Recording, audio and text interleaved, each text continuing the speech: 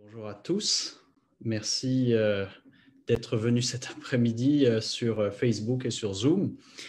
Et bienvenue à cette nouvelle conférence organisée par la France Insoumise en Amérique du Nord.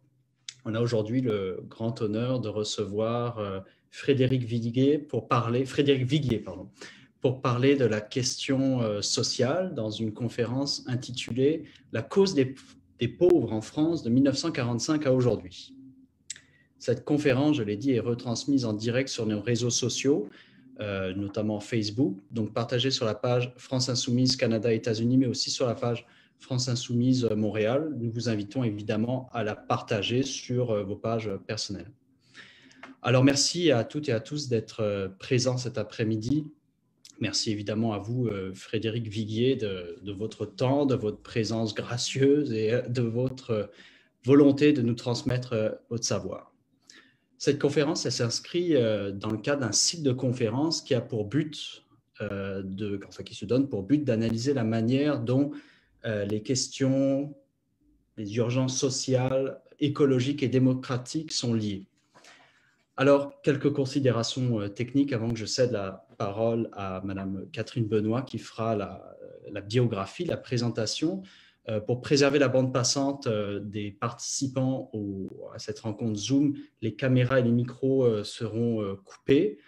Il y aura une première partie de cette conférence qui sera donc en fait une conférence de Frédéric Viguier pendant 45 minutes, puis qui sera suivie ensuite d'une période d'échange qui sera modérée par Madame Catherine Benoît. Cette période d'échange, on prendra vos questions qui seront publiées sur Facebook, sur le chat Zoom, n'importe où, on va les prendre et on va ensuite les regrouper et elles seront présentées. Alors n'hésitez pas à nous écrire vos questions, on va les prendre et sans plus tarder, je cède la parole à Catherine Benoît.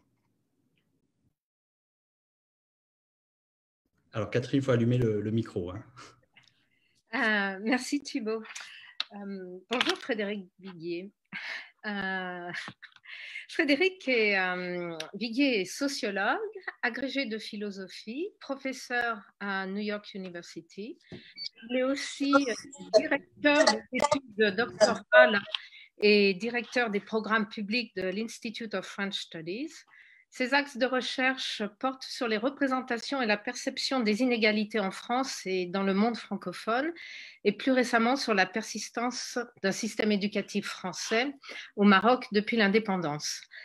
La conférence « La cause des pauvres en France » de 1945 à aujourd'hui, point d'interrogation, présentera son dernier ouvrage, « La cause des pauvres en France », publié par les presses de Sciences Po en 2020, dans lequel Frédéric Viguier interroge le passage d'un idéal d'inclusion sociale des plus démunis à une politique d'exclusion et de stigmatisation des personnes les plus pauvres.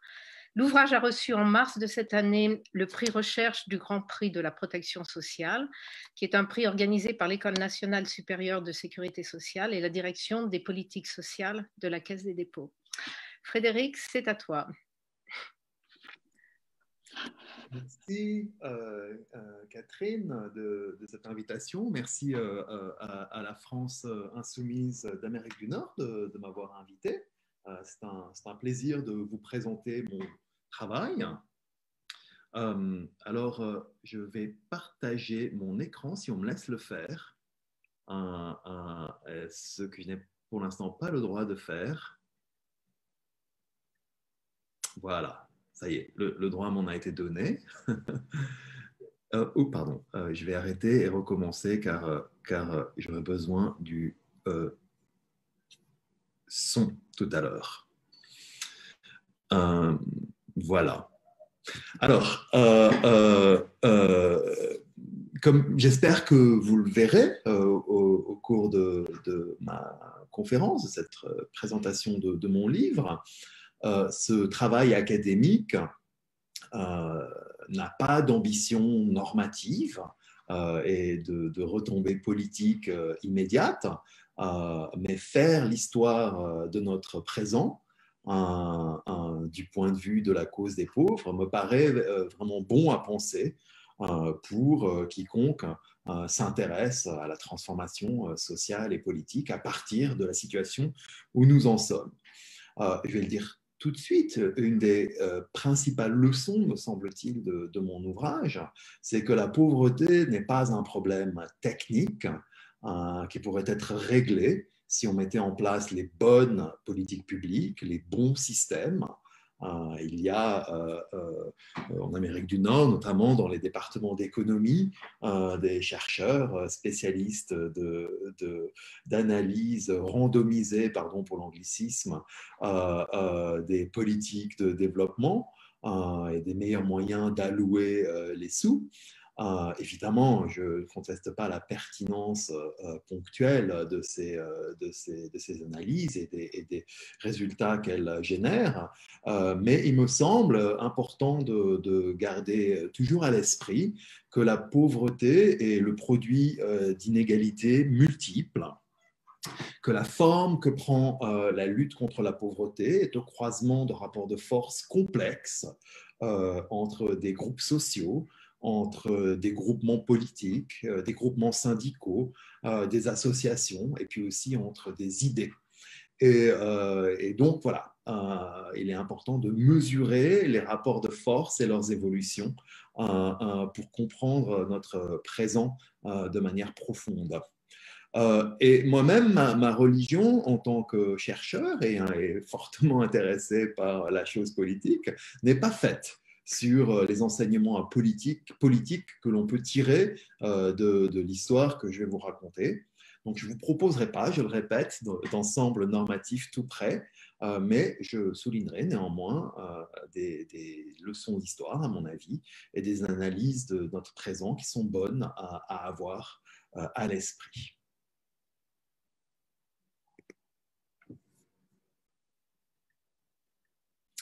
Alors,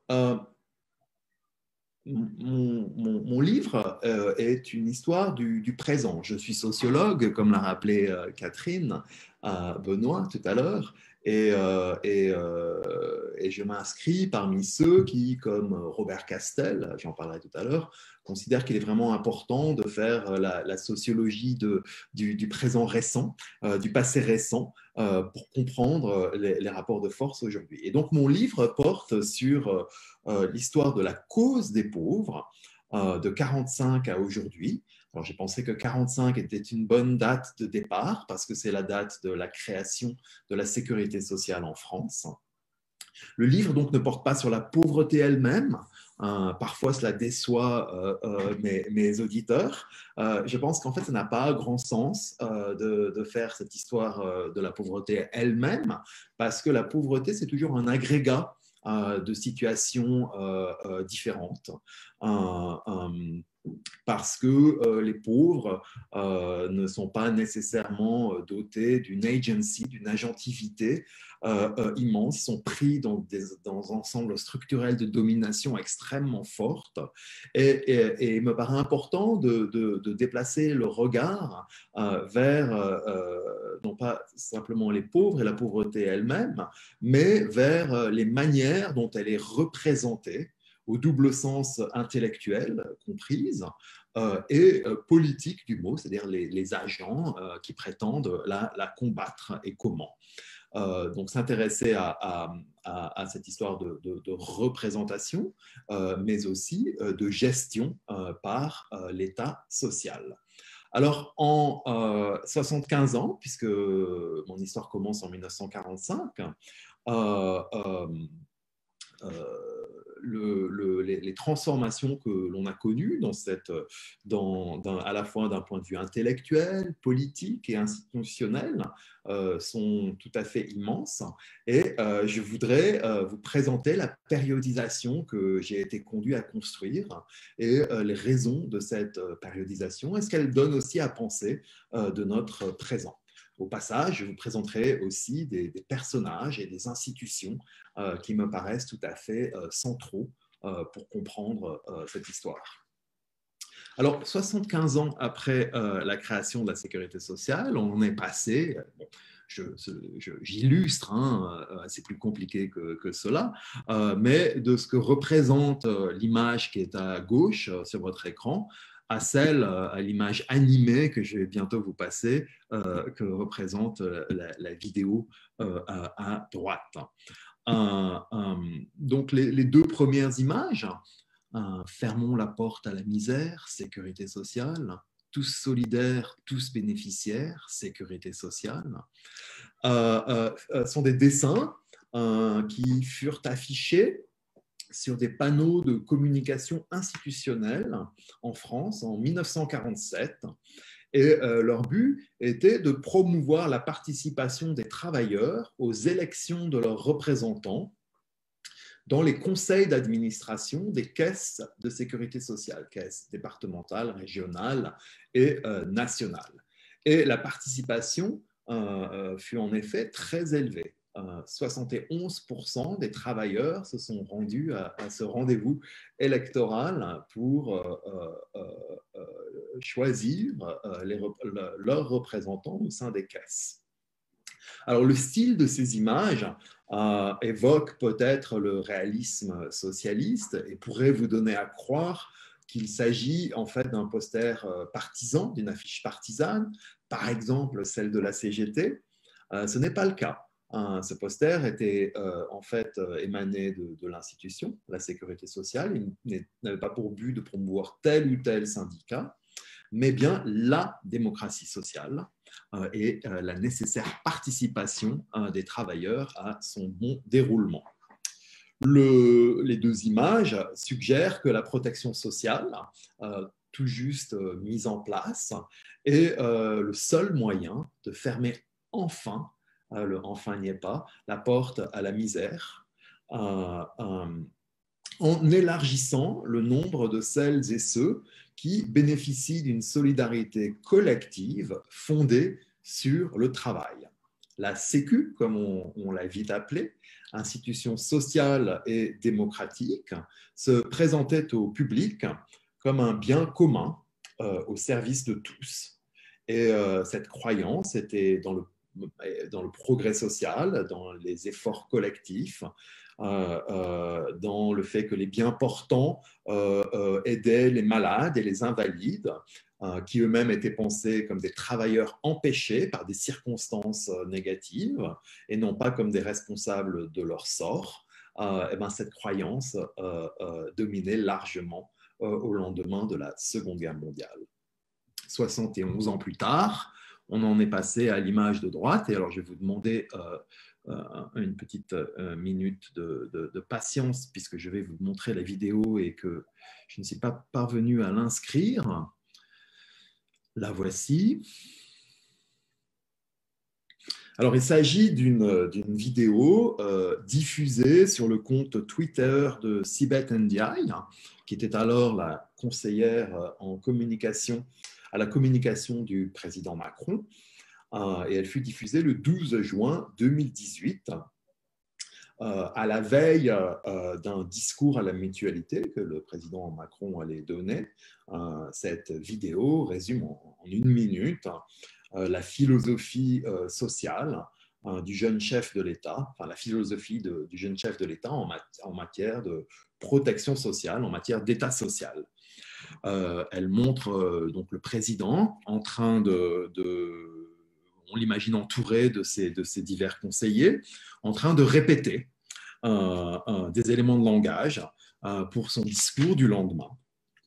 Et on imagine que, on ne connaît pas les coulisses, hein, mais on imagine que subjuguée par la verve du président, la conseillère a jugé bon de diffuser cette vidéo qu'elle imaginait flatteuse. Alors, je la mets en marche. Moi, je fais un constat qui est de dire tout le système social. On met trop de pognon, on déresponsabilise et on est dans le curatif. Et donc, toute notre politique sociale, et c'est pour ça que j'ai besoin de vous, mutualistes, c'est qu'on doit mieux prévenir, ça nous coûtera moins ensemble, et on doit mieux responsabiliser tous les acteurs. Donc vous êtes. Moi, je pense que c'est ça le truc. Prévenir, responsabiliser. La politique sociale, regardez. On met un pognon de dingue dans des minima sociaux, les gens ils sont quand même pauvres. On n'en sort pas. Les gens qui restent pauvres, ils restent pauvres. Ceux qui tombent pauvres, ils restent pauvres. On doit avoir un truc qui permet aux gens de s'en sortir. C'est le truc par l'éducation, il ne faut pas refaire un discours de congrès, mais hein, c'est comme ça qu'il faut le faire, c'est narratif. Et donc il faut prévenir la pauvreté et responsabiliser les gens pour qu'ils sortent de la pauvreté. Et sur la santé, c'est pareil. Tout le système de soins que je repensais, c'est aller vers plus de prévention, mieux organiser pour responsabiliser, y compris les acteurs de soins, et avoir un jeu plus... Alors, je repasse à la présentation. Only pay for what you need with Liberty Mutual. Pardon. I just said that.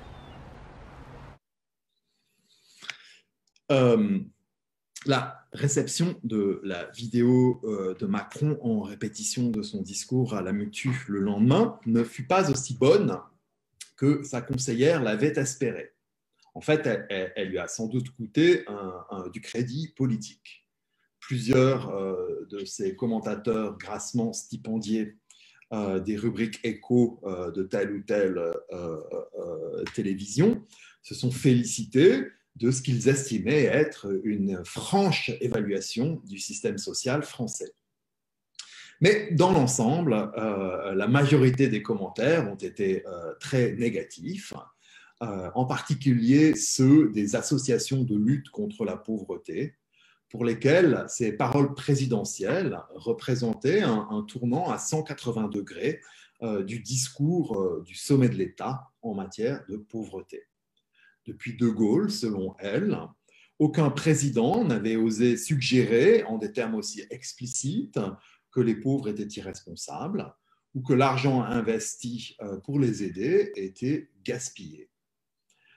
Et pour moi, juin 2018, alors que j'achevais l'écriture de mon manuscrit, la gaffe macronienne confirmait ce qui me paraissait une nouvelle orientation du discours politique sur la pauvreté, nouvelle orientation dont j'avais observé les débuts depuis, on pourrait dire Juppé, 95-97, mais ce fut une brève parenthèse, je dirais plutôt depuis Sarkozy, bien qu'à un niveau moindre et avec un langage plus feutré, plus prudent que celui du président Macron.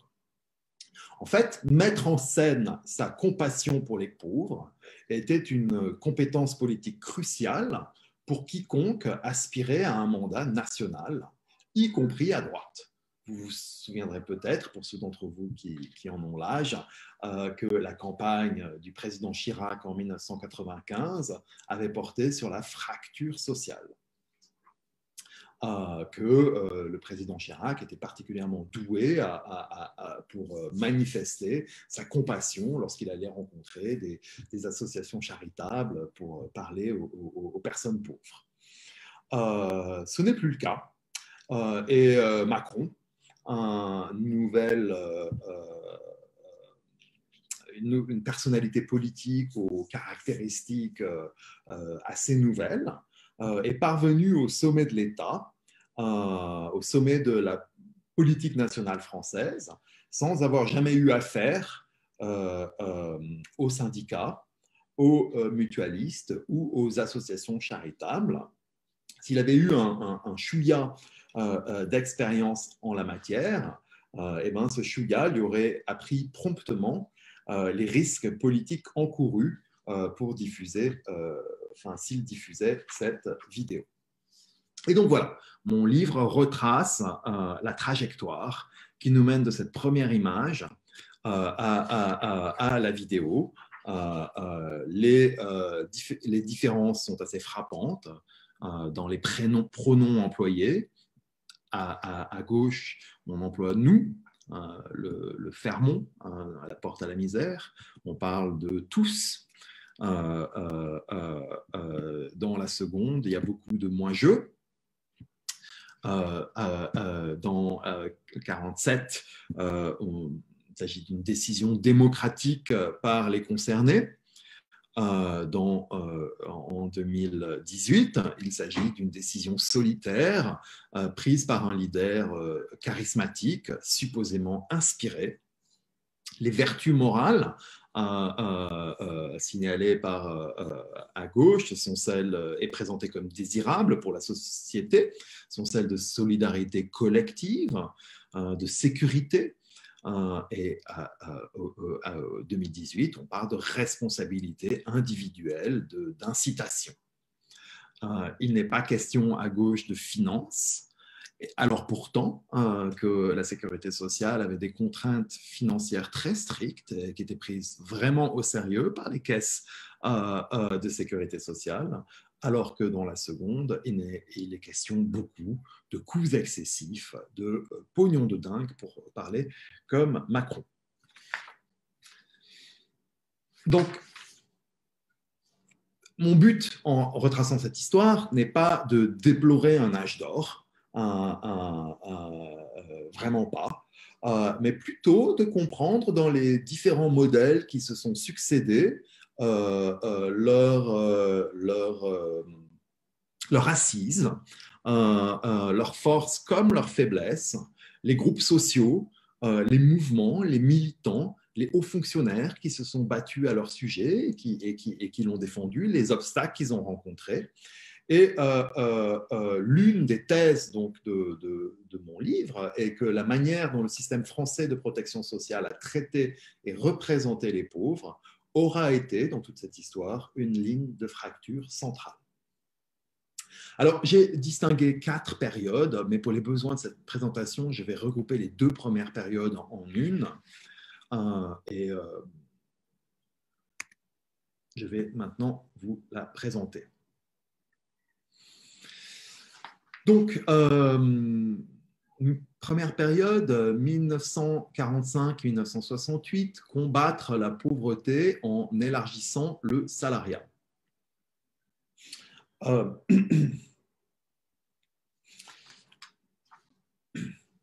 La première chose peut-être que je pourrais faire pour présenter cette période, donc que j'avais distinguée dans mon livre en 2 périodes, une première période que j'ai appelée la cause des pauvres dominés et par la cause des salariés, et puis une seconde période, et donc ça allait de 45 à 54, et une seconde période que j'appelais l'affirmation de la cause des pauvres, de 54 à 68. Je les ai réunis, c'est pas très grave, il me semble que ce premier ensemble a une unité, et une unité que le sociologue et historien Robert Castel, donc c'est la première image à gauche, dans son célèbre ouvrage « Les métamorphoses de la question sociale », une chronique du salariat, publiée en 1995, il avait proposé de parler de société salariale pour désigner le compromis fordiste et compromis keynésien qui avait prévalu à la libération. Alors, contrairement à chez Robert Friot, chez Bernard Friot, pardonnez-moi, Robert Castel, Bernard Friot, le concept de salariat n'opère pas comme un horizon normatif, comme une société souhaitable, même s'il est très clair pour Castel que le salariat, la société salariale telle qu'elle exista entre 1945 et, disons, le début des années 80 pour Castel, était préférable à la société néolibérale qui lui a succédé. Le salariat, chez Robert Castel, c'était une manière de dépasser provisoirement, mais sans résolution définitive, bien au contraire, puisqu'il y avait des failles essentielles qui allaient être creusées, de dépasser l'opposition entre le capital et le travail, en inventant ce qu'il appelle une forme de propriété sociale, on pourrait parler de bien commun aujourd'hui, liée au travail et dirigée directement par les travailleurs et les employeurs.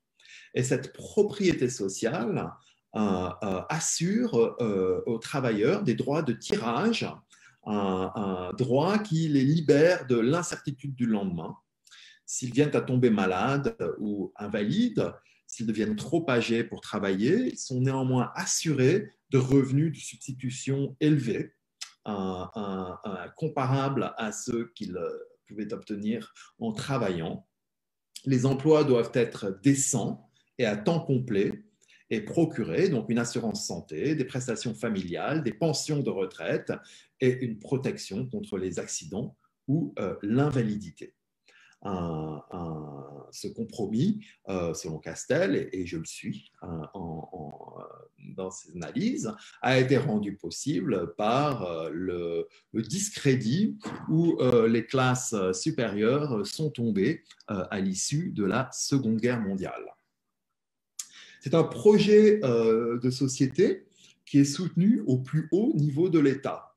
Et c'est la seconde image, la deuxième image de cette diapo. Ce timbre, créé 70 ans après la création de la sécurité sociale, représentant Pierre Laroque et Ambroise Croizat.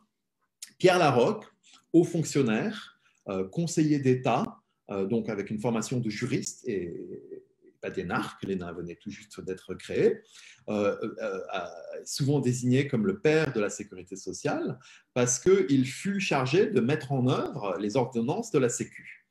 Laroque était convaincu du rôle de la puissance publique dans la régulation des rapports sociaux et économiques au service de l'intérêt général, et ce, contre les intérêts privés ou catégoriels. Il était profondément attaché aux libertés individuelles. C'est un libéral de ce point de vue-là, au sens américain. Mais il lui apparaissait absolument évident que les libertés individuelles devaient être restreintes pour pouvoir être maximisées. Sans quoi, les libertés individuelles de quelques-uns triompheraient aux dépens des libertés individuelles du plus grand nombre. Et au nombre des libertés essentielles qui devaient être protégées, il comptait, celle des travailleurs à bénéficier de droits dans leur emploi, à l'emploi, d'un salaire décent et d'une vie individuelle libérée du besoin. Alors, c'était un haut fonctionnaire, stable dans l'État, puisqu'il fut directeur de la sécurité sociale avant d'occuper d'autres fonctions importantes de l'État social, mais c'était partagé par la classe, les trois grands partis issus de la libération, le Parti communiste, Ambroise Croizat, qui est aussi une figure essentielle de la création de la Sécu, et sur cette vignette, il y aurait pu avoir d'autres figures de la SFIO ou encore du MRP de l'époque. Voilà. Mais donc, vous voyez, on est dans un modèle où c'est le salariat qui est envisagé comme la seule manière légitime de vaincre la pauvreté, tant et si bien que la pauvreté, en fait, n'est pas pensée comme une condition spécifique de gens qui seraient en deçà du salarié. Elle est pensée comme la condition même de la classe ouvrière. Et je vous ai mis ici, à droite, le livre de Maurice Thorez qui recueille des articles qui s'intitule « La paupérisation des travailleurs français ». Donc, vous savez peut-être que Maurice Thorez fut le secrétaire général du Parti communiste français. La paupérisation des travailleurs français est une tragique réalité. Donc, on est dans les années de grande croissance. Il considère que combattre la pauvreté, c'est améliorer le sort et les salaires des salariés.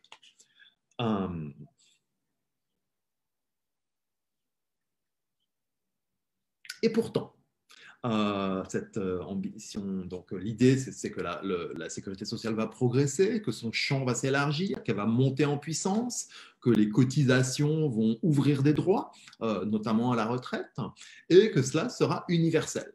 Et pourtant, en ses débuts de la Sécu, et en dépit de son ambition d'universalité, en dépit du plein emploi, les chiffres de l'emploi à l'époque font pâlir d'envie, la sécurité sociale, dès l'après-guerre, ne couvrait pas tout le monde. Tout le monde n'avait pas des métiers stables. Il y avait des populations déplacées, des zones rurales ravagées, complètement faites socialement, productivement, une crise du logement gigantesque, des camps de logement provisoires. en sorte que l'assistance aux pauvres, qui n'était pas couverte par la Sécu, demeurait indispensable dans ce système de la société salariale et qu'elle incombait aux associations charitables. Alors, je vous ai mis à gauche une photographie du camp d'ATD Carmonde à Noisy-le-Grand, en banlieue parisienne, en 1954. Si j'ai choisi cette image, c'est parce que ATD Carmonde et son père fondateur, le père Joseph Wrezinski, jouent un rôle fondamental dans l'élaboration à la fois intellectuelle et politique d'une nouvelle représentation de la pauvreté comme sort spécifique d'un sous-prolétariat, ce qu'on dit à l'époque, en dessous du salariat. Donc, vous voyez ces igloos en fibrociment, terre battue, voies catastrophiques, inondations fréquentes, dans lesquelles se sont entassées pendant longtemps des familles sans logement, avec des emplois au jour la journée, perdus, aussitôt trouvés, difficilement accessibles, etc., etc. À droite, photo de droite, hiver 54, l'abbé Pierre, dans son célèbre appel. C'est une image qui évoque une autre figure importante de cette invention d'une nouvelle théorie de la pauvreté au sein de la société salariale. C'est donc l'abbé Pierre, qui, comme Wrezinski, est issu du catholicisme social. Et cet appel de l'hiver 54 était un appel à la générosité publique pour aider les pauvres.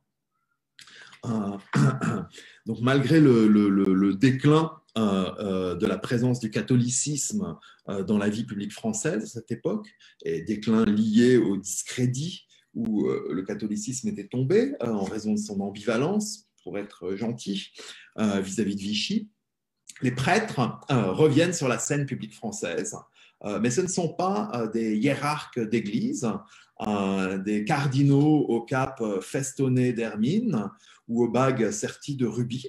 Non, c'est un modèle plus ascétique, issu du catholicisme social, engagé d'ailleurs pour beaucoup, comme ce fut le cas de l'abbé Pierre, dans la lutte contre Vichy et la barbarie nazie. Des prêtres soucieux de raviver la flamme chrétienne pour la justice sociale. Ils ont deux combats, à vrai dire. L'oubli des plus pauvres par la sécurité sociale et aussi par, leur semble-t-il, les institutions du mouvement ouvrier, le Parti communiste, les syndicats. À leurs yeux, ces institutions-là sont trop mobilisées par l'affirmation de la dignité sociale du monde ouvrier et tendent à se méfier, voire à stigmatiser les cas sociaux à leurs frontières, comme par exemple à Noisy-le-Grand, où le maire communiste trouvait que ce camp, au fond, atteignait la nouvelle dignité salariale de la classe ouvrière qu'il représentait. Donc c'est un des premiers combats de ces prêtres. Un second, c'est aussi un combat contre la charité à l'ancienne. Et notamment telle qu'elle est promue par l'Église catholique.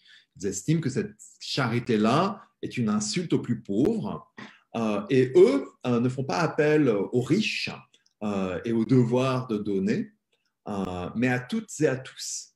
Leur ambition, c'est vraiment de démocratiser la vertu de charité et de l'assortir à un combat pour la justice sociale. Ils veulent aussi que la charité soit au maximum expurgée du mépris de classe auquel elle a longtemps été associée et qu'elle fasse toute sa place à la parole des plus pauvres, au récit de leurs expériences. Alors, ils imaginent, et c'est surtout le cas d'ATD Carmonde, une nouvelle théorie de la pauvreté dans les économies développées, pauvreté qu'ils comprennent non pas simplement comme résiduelle, mais comme exclusion symbolique des marginaux qui sont peu préparés pour la société industrielle moderne. Je vous ai mis le titre de Jules Clanfer, sociologue associé à ATD Quart Monde, l'exclusion sociale. C'est le premier à avoir employé cette expression avant qu'elle ne soit reprise par des hauts fonctionnaires. Et on voit bien une nouvelle théorie donc, qui émerge. Et donc, il me semble que vous connaissez peut-être les paroles cruelles et cinglantes de Roland Barthes sur l'abbé Pierre. Il y a un texte de son recueil Mythologie sur la barbe de l'abbé Pierre, où Roland Barthes se moquait du style de l'abbé, qui aurait constitué à substituer, selon Barthes, les symboles de la charité, tels que la barbe franciscaine ou encore la simplicité de sa robe de bure, à la réalité de la justice sociale qui, selon Barthes, était représentée évidemment par le mouvement ouvrier. Le sarcasme de Barthes me paraît manquer la nouveauté de ce qui se produit, l'émergence d'une nouvelle théorie de la pauvreté qui n'est pas tout à fait la philanthropie à l'ancienne des classes supérieures, mais quelque chose un combat pour donner accès aux plus pauvres à la parole publique et faire reconnaître l'exclusion dont ils sont les victimes. Mais le sarcasme de Barthes en dit long, si vous voulez, sur le caractère dominé de cette nouvelle théorie de la pauvreté et les difficultés que ces prêtres catholiques de gauche rencontrèrent pour être entendus. Alors, je passe maintenant à la période suivante. Les choses changent dans les représentations de la pauvreté à partir après 1968. Les périodisations sont toujours un peu arbitraires, mais il me semble qu'on peut dire au lendemain de 68, notamment parce que dans la classe politique française, à droite, le consensus keynésien prend fin. Alors, il ne prend pas fin sur le mode brutal d'une conversion immédiate à un marché sans entrave. Il prend fin avec des ambitions de vaincre la pauvreté par des mesures techniques. Je vous ai mis tout à fait à gauche le livre de Lionel Stoléru, Vaincre la pauvreté dans les pays riches, paru juste avant qu'il devienne ministre du Travail. J'en oublie la date, 72, je crois, à moins que ce ne soit 74. Bon, pardonnez-moi. En tout cas, pour quelqu'un comme Stoléru, et ça a des échos pour Valéry Giscard d'Estaing et pour d'autres, l'ambition universaliste de la Sécu a atteint ses limites. Il sera désormais impossible de l'élargir sans que cela ne représente une contrainte trop lourde pour le marché de l'emploi. L'État doit désormais, selon Stoléru, intervenir de manière spécifique pour les pauvres et les exclus en créant des prestations ciblées, financées par l'impôt et pas par les cotisations sociales. Ça, c'est un point de vue politique. Mais c'est aussi un point de vue qui désormais devient partagé au sommet de l'État. Photo au centre, alors je l'ai choisi parce que il y a aussi Simone Veil dessus, c'est quand même un moment de réforme sociale. Simone Veil qui a porté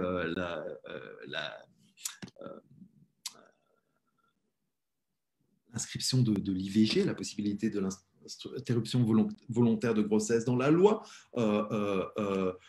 et René Lenoir, qui a eu un rôle de secrétaire d'État dans le gouvernement de Jacques Chaban-Delmas, sous Valéry Giscard d'Estaing. Mais René Lenoir était surtout un haut fonctionnaire du social qui, comme Stoléru, était convaincu que la Sécu et son ambition universelle, ça ne marcherait pas. Il n'y croit plus.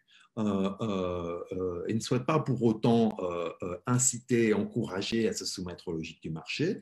Il veut élargir les services sociaux pour les exclus. Et les associations de lutte contre la pauvreté ont reçu beaucoup de financements pour améliorer leurs services et les professionnaliser. Je vais revenir après sur l'opportunité que ce changement de logique au sommet de l'État social a représenté pour les associations de lutte contre la pauvreté. Ce que je voudrais dire, c'est que ce que je voudrais souligner, c'est la double temporalité. Ça, c'est la logique, si vous voulez, au sommet de l'État et dans les cercles de droite. Mais à gauche, on reste attaché, c'est la période de l'union de la gauche, dans cette fin des années 70, et à vrai dire jusqu'en 1984, à une perspective plus travailliste d'expansion du salariat. Ce n'est qu'en 1984, lorsque le premier Premier ministre de Mitterrand, Pierre Mauroy, passe la main au second, Laurent Fabius, que la gauche socialiste se convertit à son tour à cette nouvelle vision de ce que peut l'État social et ce que peut la société salariale. Eux aussi, échaudés par une crise économique gigantesque, commencent à croire que l'emploi, notamment l'emploi peu qualifié, est un bien fragile, que les cotisations sociales et les régulations le menacent, et du coup qu'il faut, il faut trouver quelque chose pour les exclus du salariat et appliquer les recettes associatives d'intervention directe de l'État pour les pauvres. Alors là, je passe aux conséquences de ces transformations au sommet de l'État pour les associations de lutte contre la pauvreté. Je les suggérer, c'est ce tournant politique et des politiques publiques représente une série d'opportunités pour les associations de lutte contre la pauvreté. Image 1, Geneviève de Gaulle et Joseph Wresinski.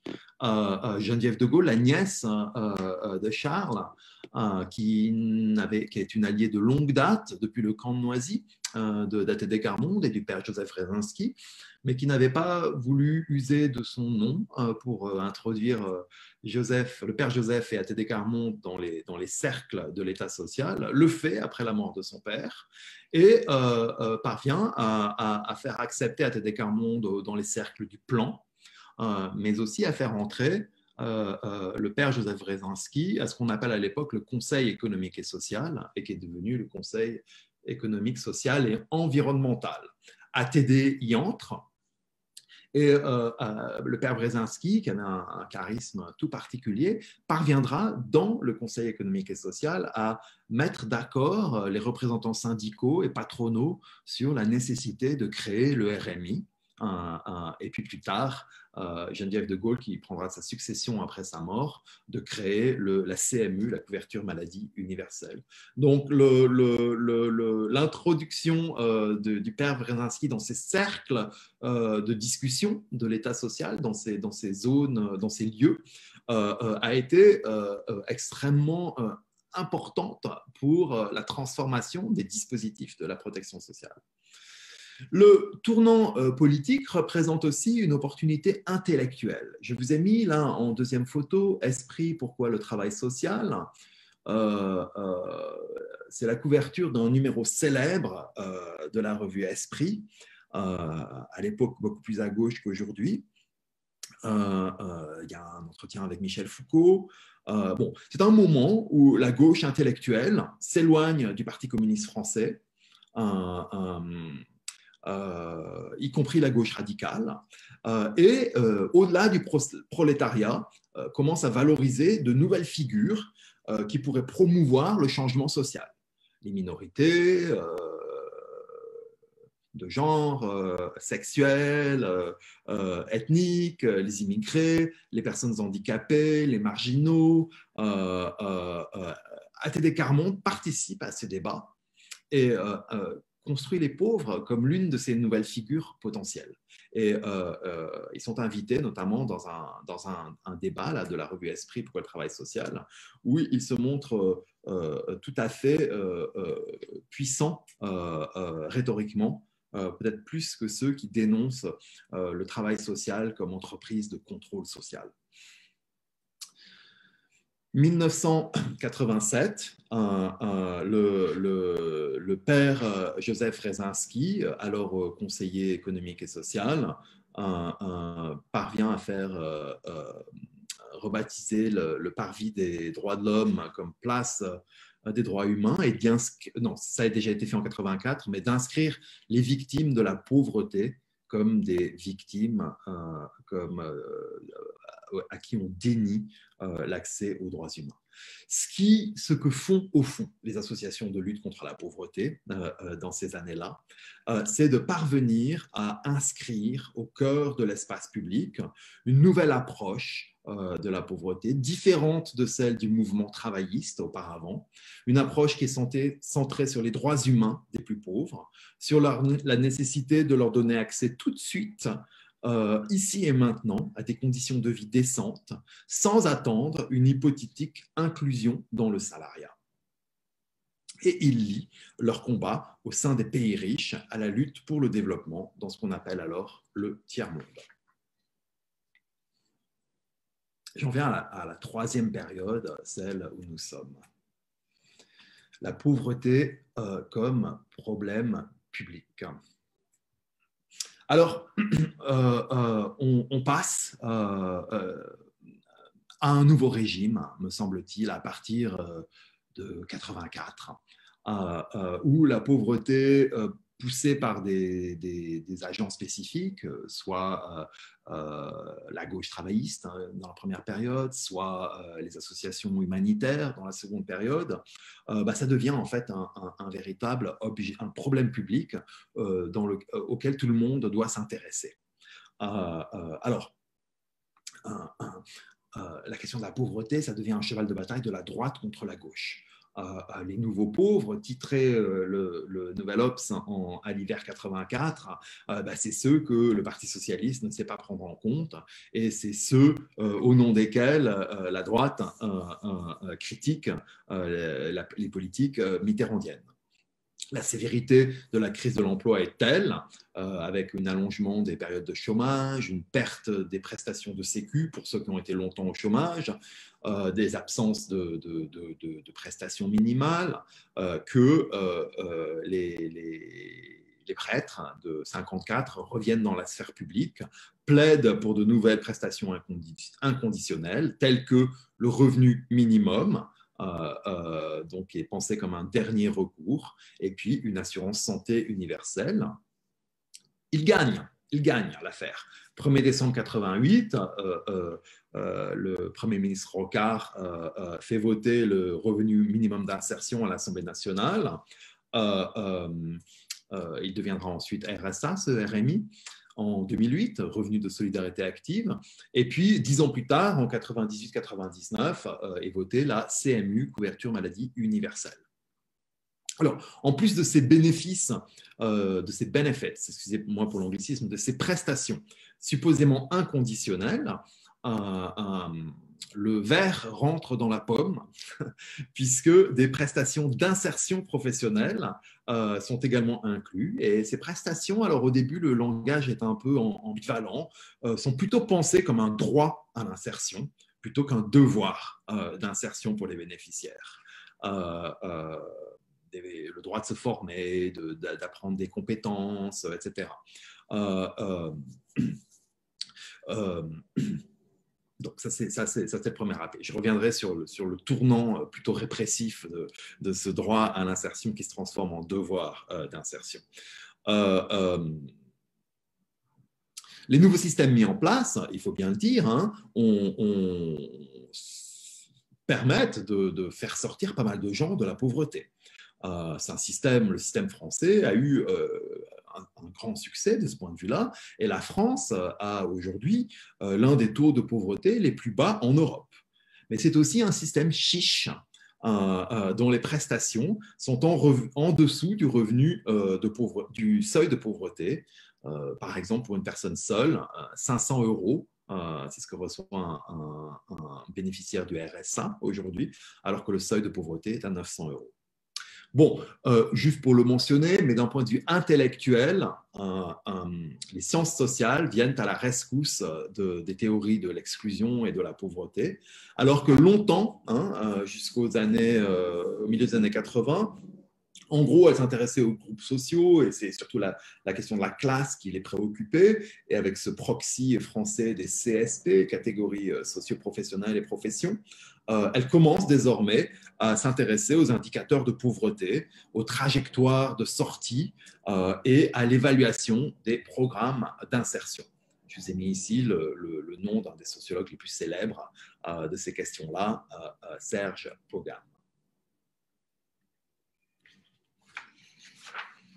J'approche de la fin de ma présentation. Ce tournant de la solidarité des années, de la deuxième moitié des années 80 et des années 90 est assorti de ceux qui l'ont vécu s'en souviennent peut-être, de la présence constante des prêtres, des sœurs, des représentants d'associations charitables, de Coluche sur les plateaux de télévision, des télétons, etc., etc. Ça devient vraiment un problème public et les hommes politiques sont sommés de s'en emparer. Pour les associations, c'est un triomphe provisoire de leur manière de penser et de théoriser la pauvreté. La pauvreté n'est plus vue comme quelque chose qui doit être éradiqué par des politiques structurelles de distribution juste et aussi de redistribution. C'est un phénomène qui est pensé comme ne devant jamais réellement disparaître, mais qui doit simplement être atténué, limité. Et alors que montent dans l'espace public les avocats de la cause des pauvres et que déclinent les avocats de la cause du salariat, c'est un nouvel ethos politique qui s'impose en France, moins combatif contre les pouvoirs, plus investi dans la recherche de solutions pragmatiques.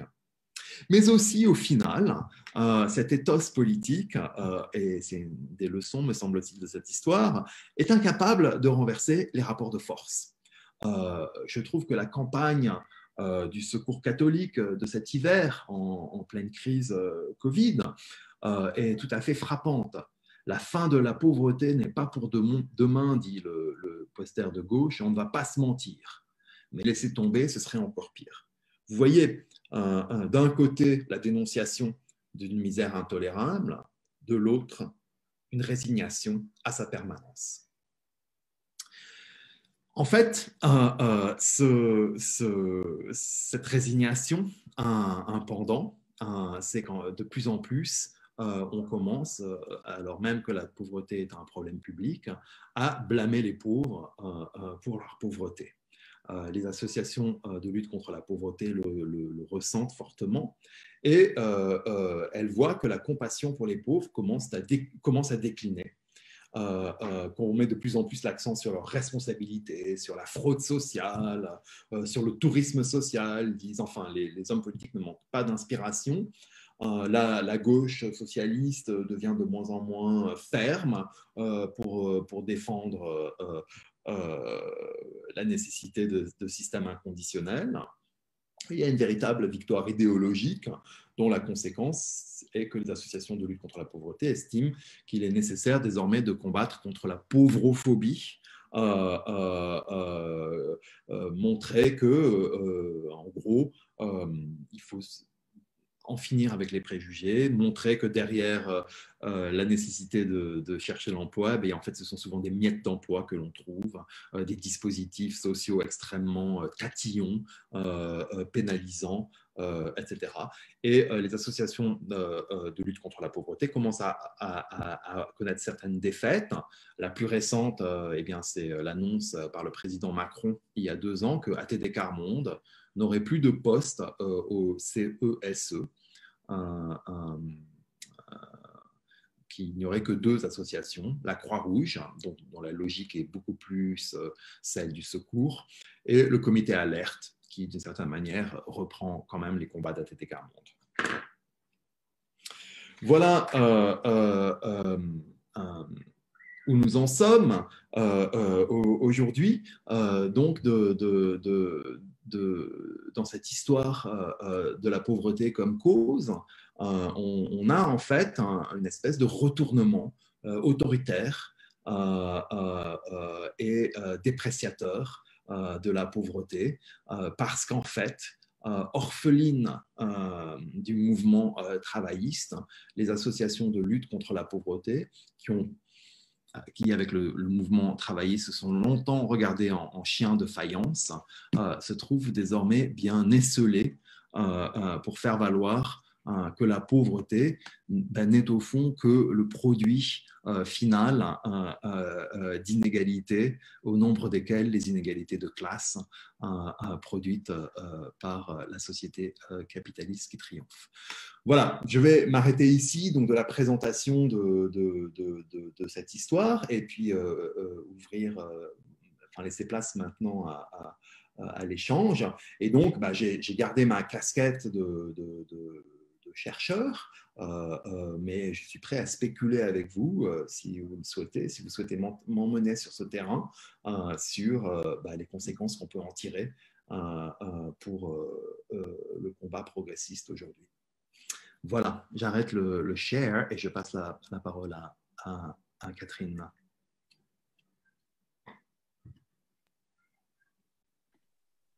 Très bien, Frédéric. Merci pour cette présentation qui résume les centaines de pages de ton ouvrage de manière vraiment claire, puis avec une vidéo et des propos assez chocs et inacceptables qui marquent effectivement très bien, c'est la thèse de ton livre, le passage d'une compassion, d'une recherche d'atténuation de la pauvreté à un mépris absolu.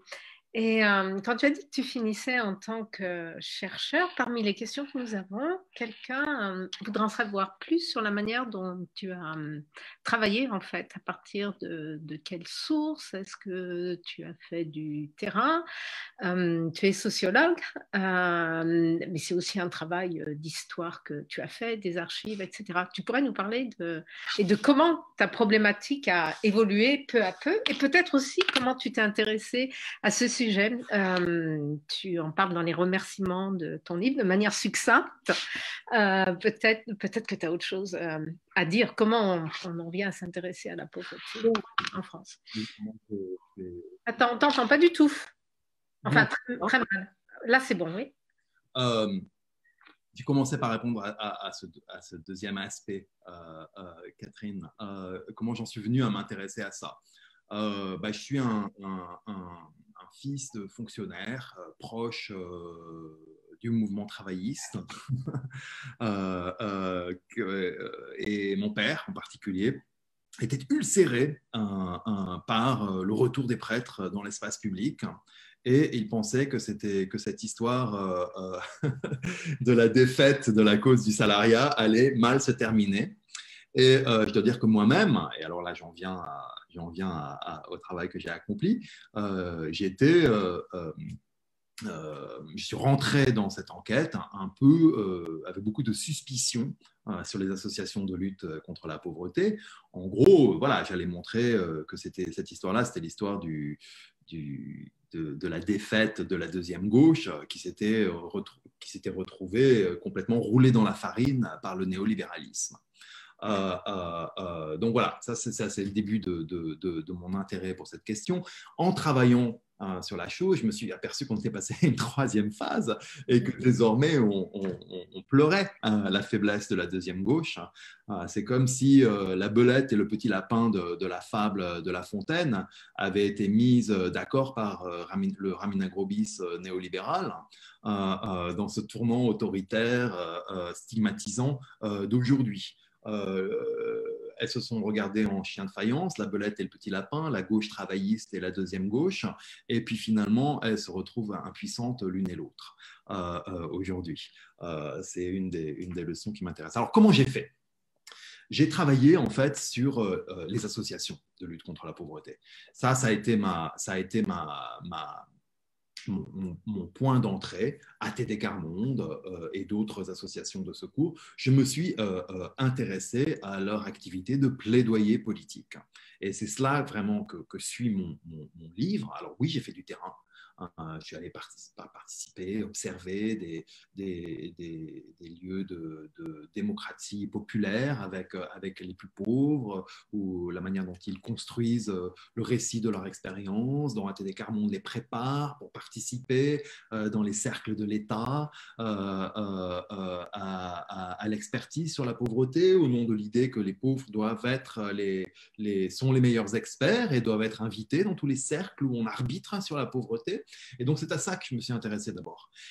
Mais en fait, je ne me suis pas contenté de ce travail d'observation. En fait, je l'ai prolongé par un travail d'archives, revenant en fait sur les débuts de ces associations et toutes les scènes politiques, institutionnelles, publiques, intellectuelles où les associations sont intervenues.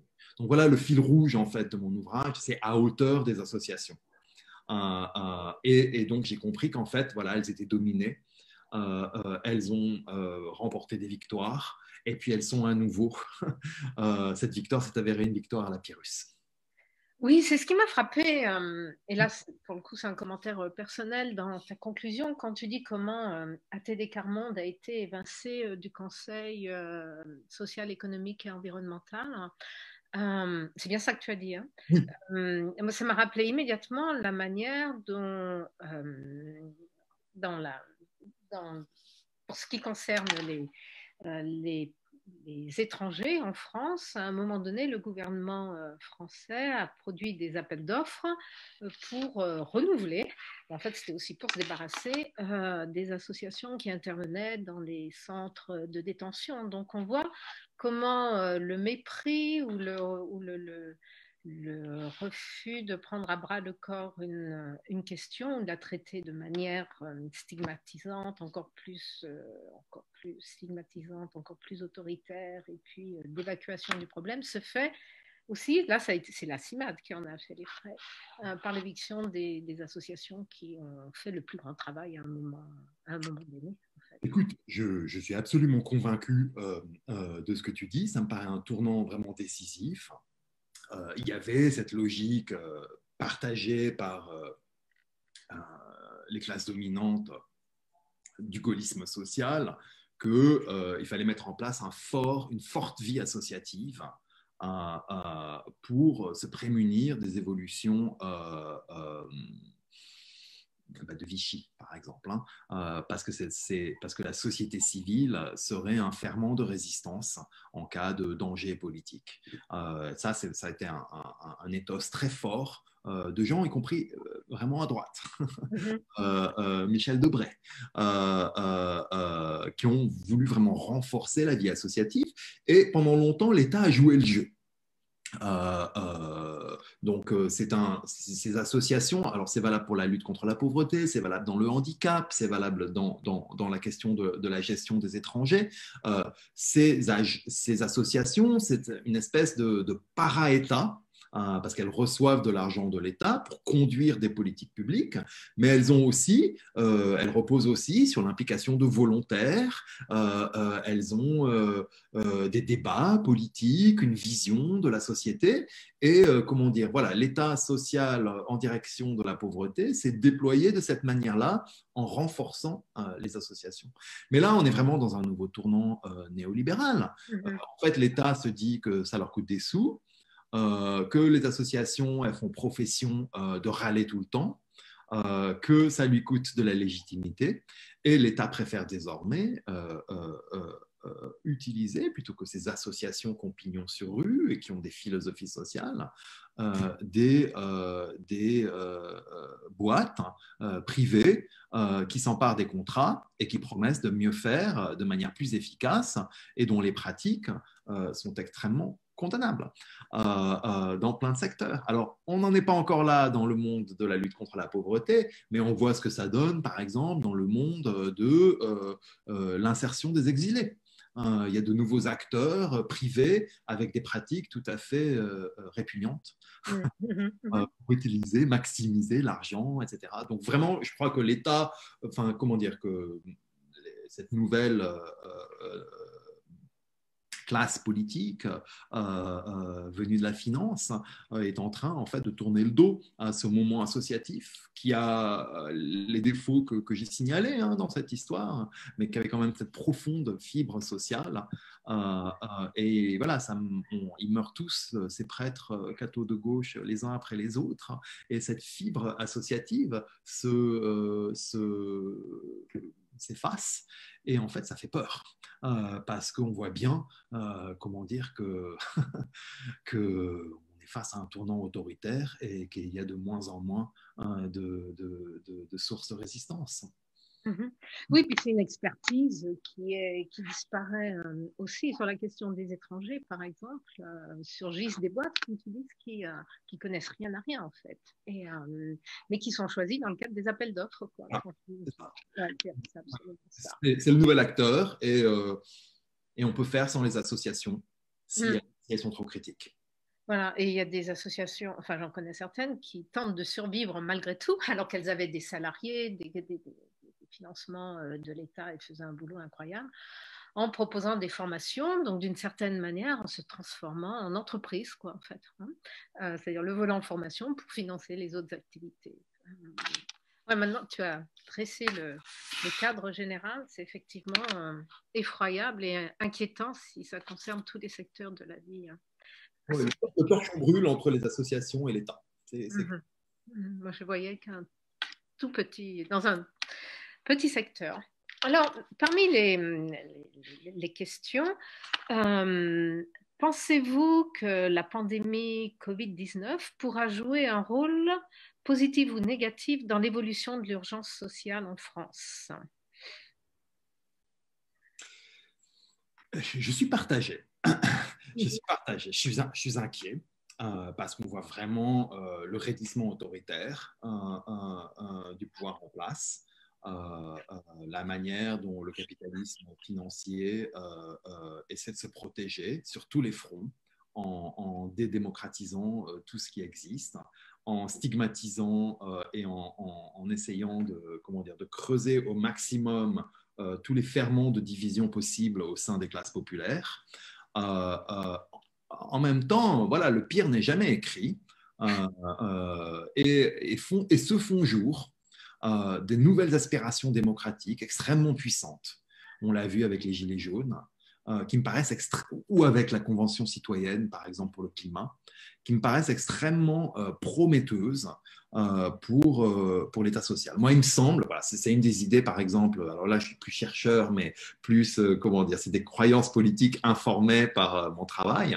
Moi, il me semble qu'il est vraiment indispensable pour la gauche de s'emparer de ces innovations démocratiques pour les appliquer à la démocratie sociale. Penser, je ne sais pas, une espèce de convention citoyenne permanente sur la protection sociale, avec non pas des syndicats en perte de vitesse, des partis en perte de vitesse, mais du tirage au sort. On a vu pour la convention sur le climat l'effet que ça a pu avoir. Et les associations, comme les partis politiques, peuvent les nourrir de leurs pensées, de leurs connaissances, etc. Il me semble vraiment important de redémocratiser et d'introduire la volonté générale informée dans ces institutions qui sont devenues extrêmement technocratiques. Et je pense que cette revivification, voilà, elle rencontrerait une puissante aspiration démocratique, elle rencontrerait une misère sociale immense. On voit dans les luttes, là, par exemple, les jeunes qui sont exclus du RMI, RSA, sont dans des situations catastrophiques et représentent aussi une force de mobilisation immense. Donc voilà, je suis partagé entre l'inquiétude et aussi le fait que cette conscience forte que le pire n'est jamais écrit et qu'il y a de nouveaux agents vraiment vivants d'un potentiel renouveau et que ce serait vraiment important que dans ce renouveau-là, les vieilles querelles, travaillisme, associative, classe, race, genre, etc., se taisent et que chacun pratique la non-nuisance vis-à-vis des autres causes qui émergent et s'entendent pour revivifier la démocratie sociale. Mhm. Oui, tout un programme qui pourrait aboutir ultimement à une constituante pour une autre république. Enfin, ce que montrent les Gilets jaunes, je crois, la Convention citoyenne, c'est effectivement ce niveau d'expression qui est ressenti à tous les niveaux de la société, enfin, ce besoin d'expression et puis le peu de canaux qu'il y a finalement pour reposer les règles et rediscuter d'un projet de société en dehors des élections. Mais bon, les élections, on ne va pas commencer à en faire la critique. Oui, non, vas-y, si tu voulais dire quelque chose. Reprendre des marges fortes d'autonomie, plutôt que d'avoir des cadrages tout prescrits, des montants, des modalités de la taxation, etc. Non, vraiment,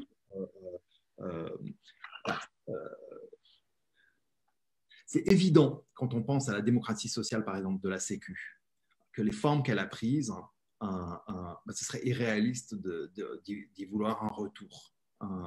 71% d'électeurs aux élections de caisse de Sécu, on voit bien que c'est inimaginable aujourd'hui, étant donné l'état du syndicalisme, par exemple.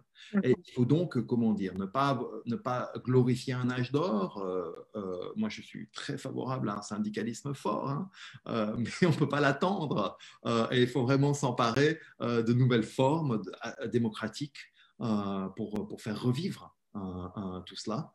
Mais il me semble que la sève doit vraiment être démocratique et qu'en gros, si on regarde quand même les sondages sur l'opinion publique, sur la pauvreté, sur le chômage, il y a quand même encore en France un fort consensus sur le fait que les classes sociales populaires sont méchamment dominées. Mm-hmm. Mm-hmm. Mais justement, c'est cette question, et là je ne pose pas dans l'ordre, mais je suis un peu ce que tu avances. Pour beaucoup, la réduction des inégalités n'est pas une solution à la réduction de la pauvreté. Il faudrait plutôt plus de riches ou des riches plus riches qui entraîneraient d'une certaine manière les pauvres dans leur dynamique d'enrichissement. Hein. C'est la théorie du ruissellement ici. Qu'en penses-tu? Je me fais que le porte-parole. Justement, on peut parler de la théorie du ruissellement. Vous aurez compris que l'histoire démontre que cette théorie est fausse et que l'enrichissement des riches, en fait, a pour conséquence principale l'affaiblissement démocratique. On voit bien hein, aux États-Unis, par exemple, comment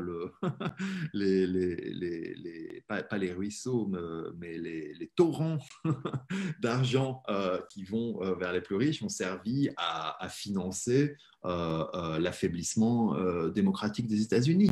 La possibilité pour les corporations de financer librement, la suppression du vote, etc. Enfin bref, tout cet argent ne s'emploie pas du tout à être redistribué vers le bas, il s'emploie simplement à essayer de creuser plus encore les ferments de division du monde populaire et d'affaiblir plus encore la démocratie. Oui, je crois qu'on est effectivement dans une guerre enfin, ce que je veux dire est complètement trivial, mais on est face à une oligarchie qui domine par tous les moyens et qui se défend par tous les moyens. Et effectivement, quand on voit aux États-Unis comment le droit empêcher les gens de voter prend une telle vigueur, on voit bien comment c'est un combat de classe, un combat racial qui se joue et qui s'est joué pour les dernières élections. Ouais, financé par des think tanks bien fondés. Hein. Comment ça a financé par les think tanks? Tu peux en dire un peu plus? Le Cato Institute, etc., tous ces think tanks conservateurs, ce sont eux hein, qui ont des recettes toutes prêtes à mettre en œuvre pour réduire la participation des électeurs populaires ou de couleur au vote. c'est pas le petit peuple supposément trumpiste. Hein. Non, j'ignorais le rôle des think tanks et tout ça. Merci. Aujourd'hui, en particulier, c'est le cas. Et une question finalement assez proche. Que pensez-vous de la proposition selon laquelle une élite qui détient le pouvoir politique, médiatique et économique a décidé de faire sécession du reste de la société, pensant que la pauvreté et la question sociale n'étaient pas une priorité? Dit autrement, dans votre analyse historique, n'observons-nous pas finalement un passage du tous ensemble qui existait à la sortie de la Deuxième Guerre mondiale à un chacun pour soi? Et pas tant à un chacun pour soi, je dirais, mais au chacun pour soi pour les plus riches.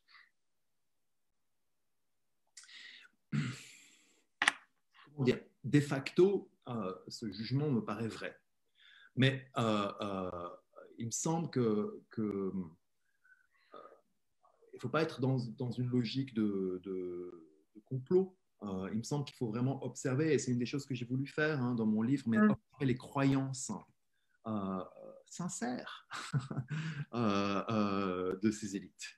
Elles sont liées à des contextes, à des rapports de force idéologiques, à des expériences sociales.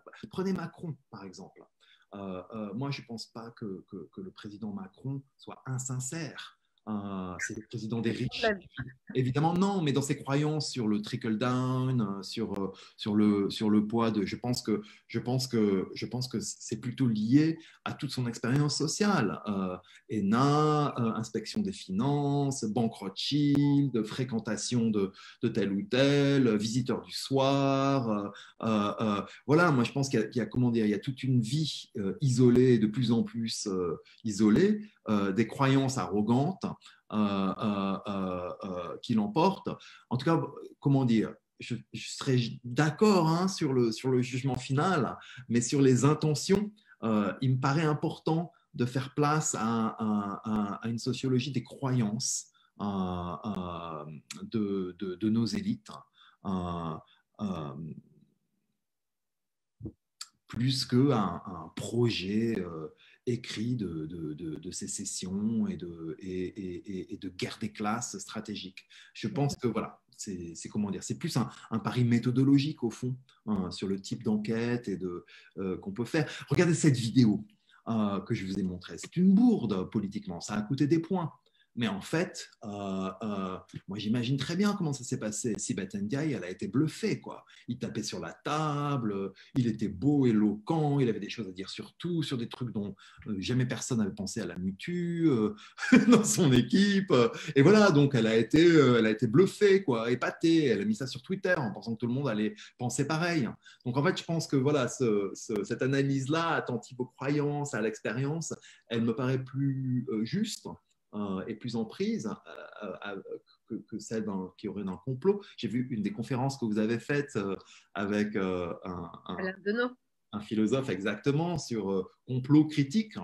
Moi, je reste proche en fait d'une pensée critique qui considère que voilà, les croyances des acteurs, y compris au sommet de l'État, on doit les penser, les comprendre, et que c'est là plus que se trouve l'explication que dans une espèce de complot social dans la guerre des classes réelle qui existe aujourd'hui. D'accord. Très bien.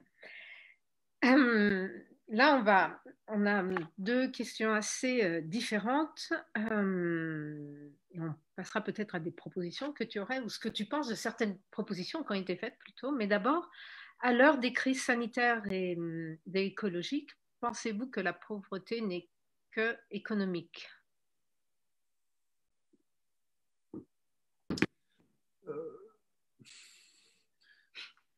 Donc, j'imagine que cette question renvoie à d'autres formes de pauvreté environnementale,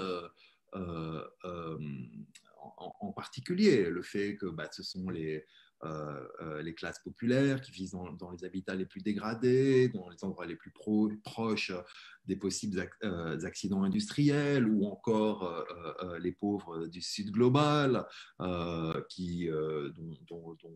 l'habitat, l'environnement se dégrade encore plus vite. comment dire, ma réponse serait que non, la pauvreté n'est jamais que économique. La pauvreté, c'est toujours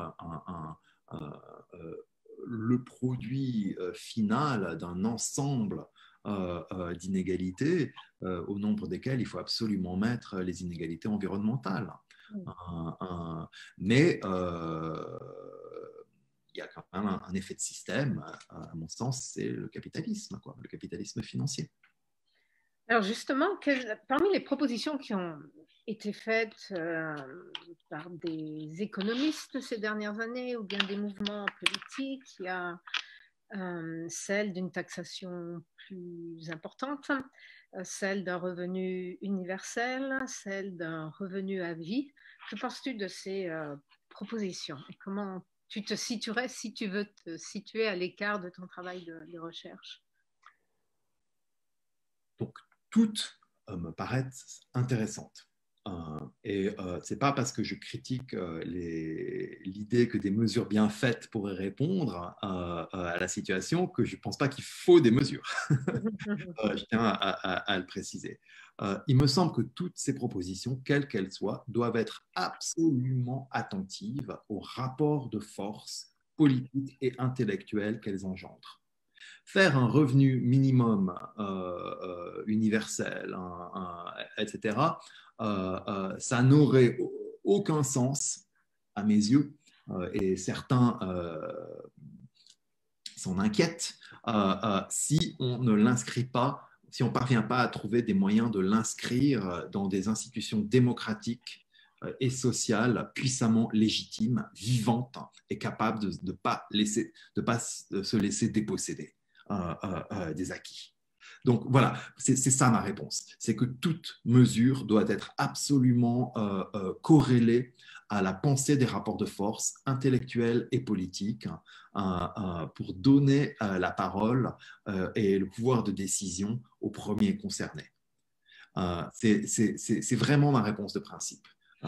Et donc, partant de là, après, il faut être attentif à la manière dont ces propositions résonnent dans le monde social, dans les mouvements existants. Moi, j'avais été assez sceptique sur la proposition de Benoît Hamon au cours de la campagne de 2017, non pas parce que je la trouvais pas intéressante, mais parce qu'elle me paraissait arriver d'en haut, parachutée, et qu'il n'y avait pas un tissu associatif, syndical, militant qui s'en emparait et qui l'a dynamisé, et qu'on entendait surtout en fait une discussion sur les chiffres, alors ce qu'il faut, c'est une discussion sur la démocratie sociale et comment faire en sorte que les victimes des inégalités soient décisionnelles et entendues sur ces questions-là.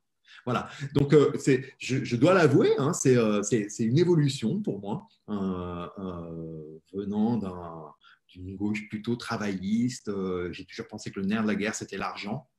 Ma sociologie compréhensive et critique me conduit à penser que bien sûr le nerf de la guerre c'est l'argent et les dispositifs, mais qu'il faut absolument qu'il ait de la légitimité démocratique, qui s'inscrive dans des rapports de force qui puissent être inversés. Et les gilets jaunes auraient pu être les prémices en fait, mais pour le moment ça n'a pas... La rencontre n'a pas eu lieu, mais la rencontre n'a pas eu lieu encore. Pas encore. Il y a eu des tentatives. Ça viendra de ces socialisations politiques et de la manière dont elles repartiront. Je ne crois pas que ça ait été un feu de paille. En tout cas, je le souhaite. Mais je ne le crois pas. Je crois que la sociologie des mobilisations politiques montre qu'un engagement aussi durable, ça laisse des traces sur la biographie et sur la capacité à s'engager plus tard. Oui, et sur l'impact pour d'autres luttes, voire d'autres mouvements. Ce que tu as bien dit au début du Q&A, c'est pire n'est jamais écrit, et on voit émerger des tas de mouvements, des actions locales, des actions au niveau d'un quartier, au niveau d'une région. Dans le domaine des étrangers, ce qui se passe dans la vallée de Roya est absolument incroyable. La mobilisation de gens qui sont... Bon, la solidarité n'est plus criminalisée, mais on leur enquiquine bien la vie, quoi, et ils n'arrêtent pas pour autant toutes les tentatives qu'il peut y avoir, et en particulier après la pandémie, effectivement. Alors, on a une dernière question, si tu veux bien, concernant l'Europe. La ratification par la France du traité de Maastricht en 92 n'est-elle pas une nouvelle raison de la pauvreté en France depuis une quarantaine d'années? Comment voyez-vous le rôle du développement des institutions européennes dans l'évolution de la pauvreté en France? Alors, oui, bien sûr, le traité de Maastricht et ses conséquences sur le budget de l'État, la pensée d'endettement comme poids, bref, tout ce qui vient avec, je pense que ça a été assez dévastateur pour la politique française. Mais il faut aussi en même temps remettre le traité de Maastricht dans un ensemble comment dire, global plus large. Il n'y a pas que l'Europe qui a pratiqué le libre-échange avec cette espèce de marché de dupes. On délègue tout le travail industriel à l'Asie, à la Chine, sans attacher aucune exigence de traitement des travailleurs. Et voilà, fabriqué pour nous et nous on achètera. Donc, je veux dire, il n'y a pas que la question européenne. Moi, je vais être franc sur l'Europe. Je suis constamment ambivalent. J'étais déjà en âge de voter. J'avais voté contre le traité de Maastricht. J'ai voté contre le traité constitutionnel. Et je demeure néanmoins vraiment attaché à l'Europe, à la construction européenne. Je suis particulièrement séduit par le projet là, de démocratisation de l'Europe de Piketty et Ali, dont l'idée c'est qu'il faudrait démocratiser l'Europe non plus sur le modèle de la démocratie représentative traditionnelle, avec un électorat européen qui n'existe pas, mais qu'il faudrait démocratiser les indépendantes. La Cour de justice, la Banque centrale, etc., et y introduire la démocratie sociale. Ça me paraît prometteur. Maintenant, les rapports de force sont très inquiétants. L'Allemagne, qui a bénéficié très fortement jusqu'à présent de l'Europe de Maastricht, n'a pas envie d'y renoncer. Et comment on remet du rapport de force là-dedans, j'ai vraiment pas la solution. Donc je fais part en fait de mon ambivalence, quoi. Et je vois bien la non-conciliation de mes croyances, quoi. Oui, l'Europe de Maastricht a été catastrophique pour l'État social français. Mais non, je ne pense pas malgré tout qu'il faille sortir de l'Europe, mais inverser les rapports de force. Et, si je peux faire un commentaire plus politique, c'est la position de la France insoumise, pas cette Europe, mais une autre Europe, et quelle Europe on veut. Et c'est les fameux plans A et B mal compris de Jean-Luc Mélenchon. Mais oui, je crois qu'il y a quand même une tendance à critiquer cette Europe, mais à garder l'idée d'une construction européenne, mais pour une Europe différente. C'était ça le nom 2005. J'avais dit que c'était la dernière question, il y en a une qui arrive, que je te soumets quand même, parce que en fait, j'avais pensé à quelque chose de similaire quand tu parlais, mais du coup, je commencerai la question. La question, c'est: pouvez-vous nous donner une réflexion sur la différence parmi la pauvreté en France et l'Amérique latine? Moi, j'ai pensé, dès que tu as montré le portrait de l'abbé Pierre, j'ai pensé à quelques révolutionnaires cubains et aussi à la théologie de la libération, en fait. Et donc encore le rôle, alors là, d'une église catholique contestataire sur la question de la pauvreté. Tu peux dire quelque chose, et là, vraiment, on ne prend plus de questions. Oui, alors c'est très important dans les réseaux internationaux, par exemple d'ATD Quart Monde, la théologie de la libération américaine, sud-américaine est importante, très importante. Donc, ces militants français, et l'abbé Pierre aussi était connu, s'inspirait, lisait des choses. Il y a toute une internationale catholique de gauche qui a nourri la pensée française. Et inversement, hein, le catholicisme de gauche français a influencé en Amérique latine. Donc voilà, donc là, il y a vraiment des rencontres. Il me semble que, disons qu'historiquement, en Amérique latine, étant donné le catholicisme, le moment de l'histoire, etc., ce catholicisme social a joué un rôle plus autonome qu'en France. Et alors qu'en France, la force du mouvement travailliste, et notamment du Parti communiste, l'a un peu dominé. Ce serait la différence entre les deux configurations, mais je peux me tromper, hein. En tout cas, moi, dans mes recherches sur les associations de lutte contre la pauvreté, j'ai beaucoup vu des collaborations, des invitations, des circulations internationales. Bref, ça s'est nourri l'un l'autre. Et avec l'Amérique latine, justement. Avec l'Amérique latine. D'accord. Avec l'Amérique latine, et puis je signalerai aussi pour l'Amérique du Nord, et ça c'est quelque chose de très intéressant chez ATD Carmonde, du mouvement des civil rights américains. C'est ça que j'allais te poser, parce que pour le coup, de par la question puis ta réponse sur les circulations, je pensais à l'Algérie, les guerres d'indépendance, et puis et le Black Power Movement qui part en Algérie, les mouvements indépendantistes antillais, martiniquais et guadeloupéens qui sont aussi en Algérie, Frantz Fanon bien sûr. Donc il y avait une effervescence internationale qui a diminué d'une certaine manière et qui repart peut-être avec les forums mondiaux, mais il y a eu cette pensée intellectuelle transatlantique et transméditerranée, c'est certain. Absolument. Merci beaucoup, Frédéric. Je crois qu'on peut conclure maintenant. Donc, c'est la première conférence qu'on avait sur une question sociale aussi importante. Donc, merci d'avoir ouvert cette série. Et à une prochaine fois, cette fois-ci dans toutes les conférences que toi, tu organises de ton côté, et à un autre rythme, au moins plusieurs fois par semaine. Donc, à bientôt, Frédéric. À bientôt.